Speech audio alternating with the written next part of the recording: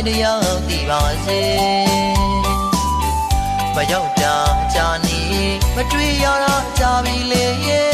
ဘယ်ချေပါမှလဲမသိချင်မကြီးရဲ့အခြေအနေသတင်းစကားတွေမာရန်ချွေလေလိုက်ကြောင်းကမင်းတရားသိပါစေ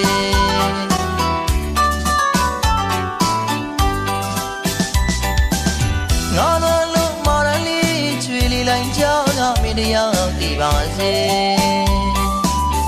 မရောက်တာကြာနေမတွေ့ရတာကြာပြီလေ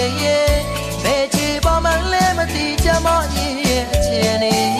သတင်းစကားတွေမာရန်ချွေလေလိုက်ကြောင်းကမင်းတရားသိပါစေ